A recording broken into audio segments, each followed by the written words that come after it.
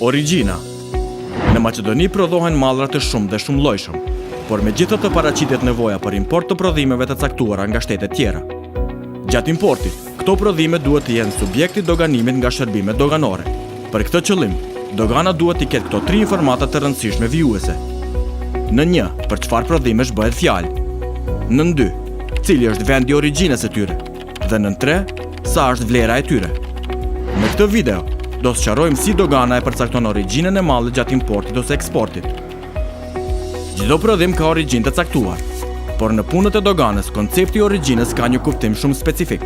Vetëm se një prodhim i caktuar arrin nga Greqia, nuk do të thotë se i njëjti ka origjinë nga Greqia. Për shembull, Maqedonia e Veriut importon një dërgesë me banane nga Greqia, të cilat ndoshta janë kultivuar në Ekuador.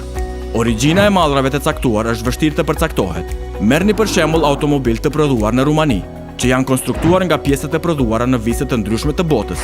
Automobili kompletuar a është i Rumanisë? Çka nëse vetëm 10% e pjesëve vijnë nga jashtë Rumanisë? Çka nëse 90% e pjesëve vijnë nga jashtë Rumanisë? Origjina e vërtetë e mallrave për qëllime doganore duhet të jetë e përcaktuar me përdorimin e rregullave tregtare për përcaktimin e origjinës së mallrave. Këto rregulla zakonisht përkufizohen në marrëveshjet për tregti të lirë. Marrëveshjet e tilla janë mënyra zakonshme e përmirësimit të raporteve tregtare mes shteteve. Maqedonia e Veriut ka nënshkruar më shumë marrëveshje për tregti të lirë, që përfshin rregullat e origjinës. Rregullat e origjinës në këtë marrëveshje lejojnë që mallrat që kanë origjinë nga vendet nënshkruese të paguajnë të dhëna doganore më të ulta se sa për mallrat nga vende tjera. Ndonjëherë ato të dhëna nuk paguhen as pak. Për shembull, Biljana është importuese e veshjes dhe do ta kuptoj si t'i ulë të dhënat doganore që duhet t'i paguhen. Mendon për import të veshjeve të prodhuara në Kinë dhe kupton se të dhënat doganore janë më shumë se 17.5%, si dhe nëse importon veshje të prodhuar në Turqi dhe arrin të sigurojë dëshmi për origjinën e mallit, të dhënat doganore për mallrat e saj do jenë në zero. Rregullat e origjinës gjithashtu kanë të bëjnë edhe me mallrat që eksportohen nga Maqedonia e Veriut. Për shembull, Dragani nga Kumanova prodhon kapucë dhe dëshiron t'i eksportojë në Itali. I kontrollon rregullat e origjinës në marrëveshjen e stabilizim asociimit me UN dhe kupton se për kapucë të prodhuar në Maqedoninë e Veriut, që i plotësojnë kriteret e parapara për origjinë, në Itali nuk paguhen të dhënat doganore. Në të kundërtën, shkalla doganore është 16.9%.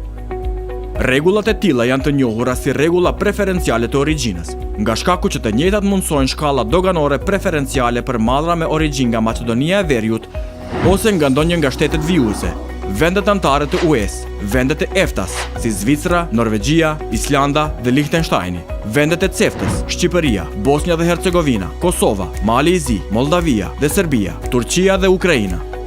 Ekzistojnë edhe rregullat të ndryshme të origjinës, të njohura si rregulla jo preferenciale të origjinës.